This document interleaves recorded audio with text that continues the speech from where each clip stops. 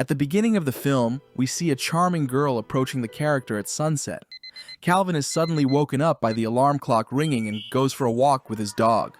He is upset that Scotty doesn't mark the territory. After cooking breakfast, Calvin sits down at his typewriter and decides to start writing.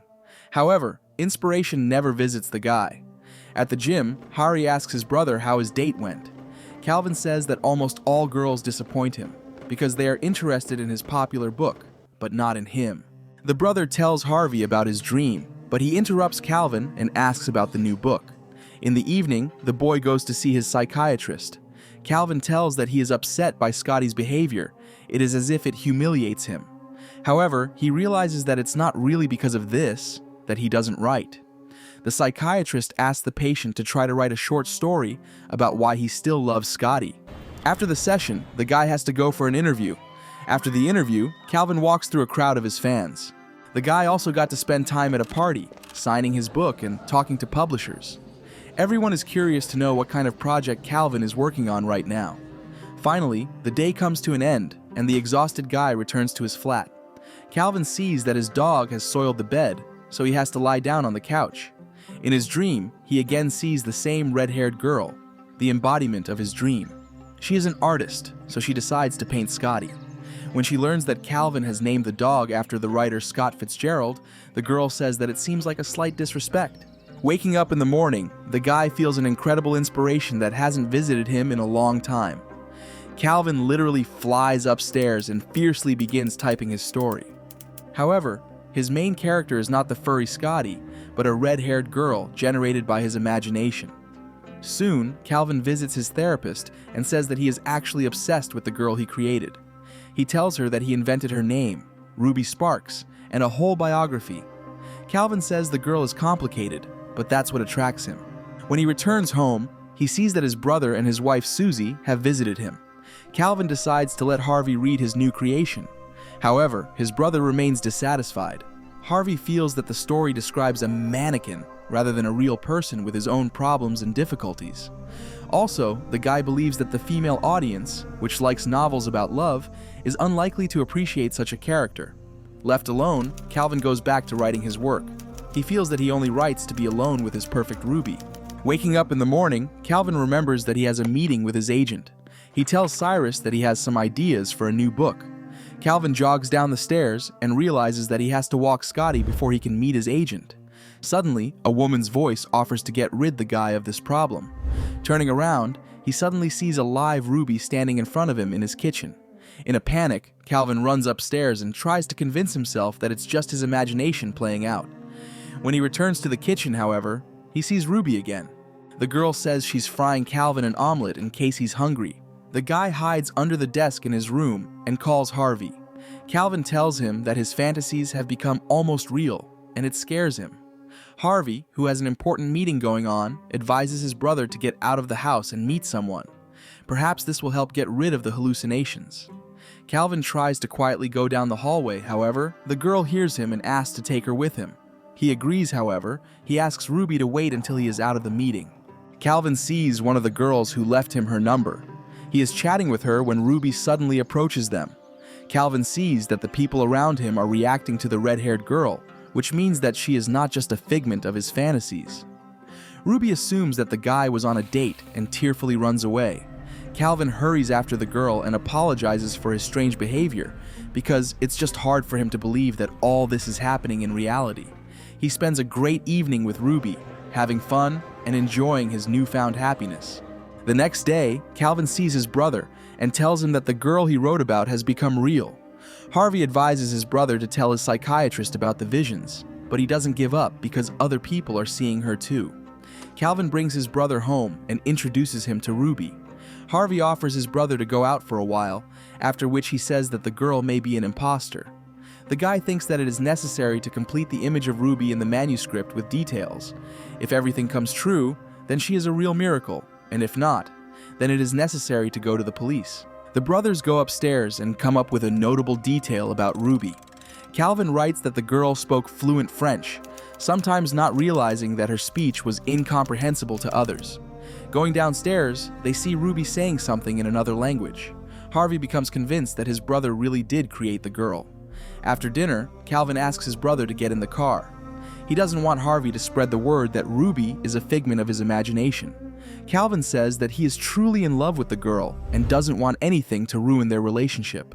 He continues to date Ruby and puts the manuscripts about her away in his desk drawer. Despite Harvey's advice to change girls whenever he feels like it, Calvin decides it's wrong.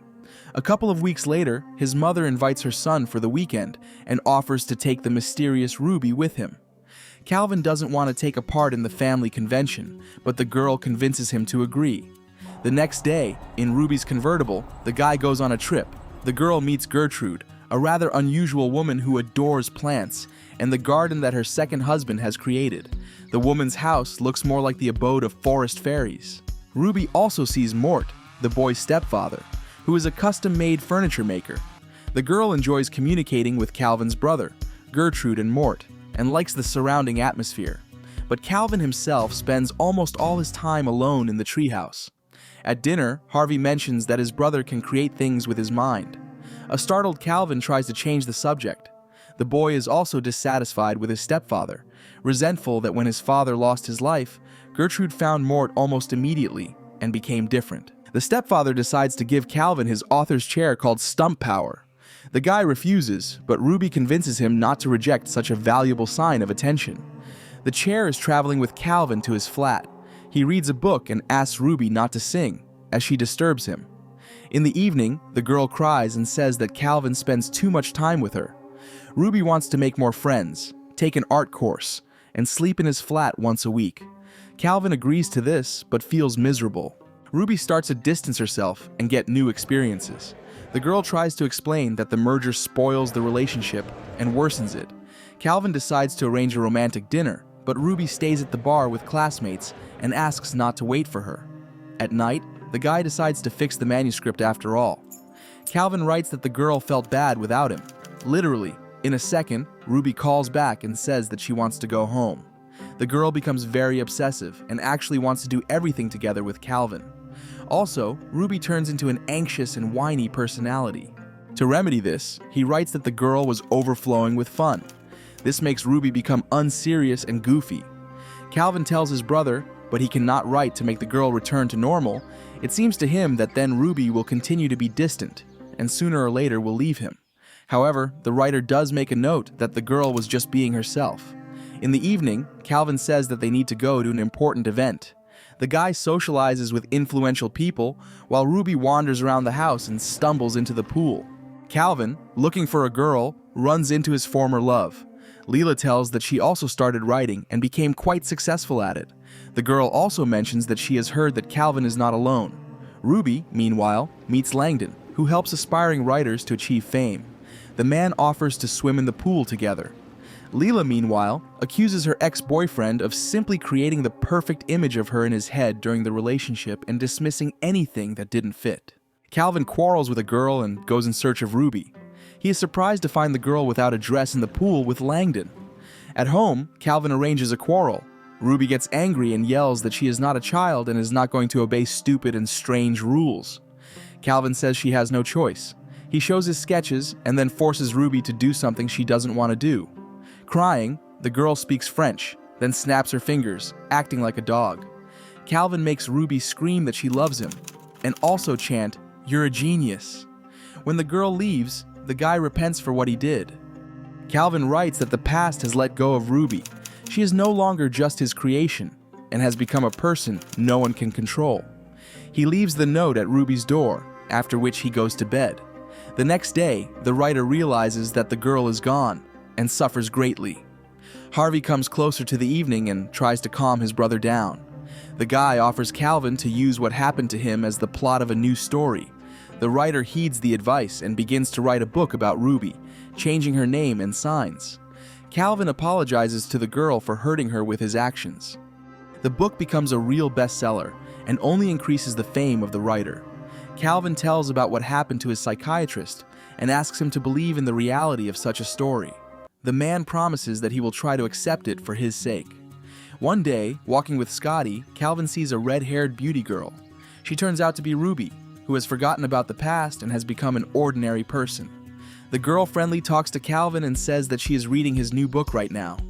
The writer continues to communicate with Ruby and realizes that he wants to get to know her and see her as a different person. This is the end of the film. Thank you all for watching this video to the end. Give this video a like. Write in the comments what you think about this film, and see you in new videos.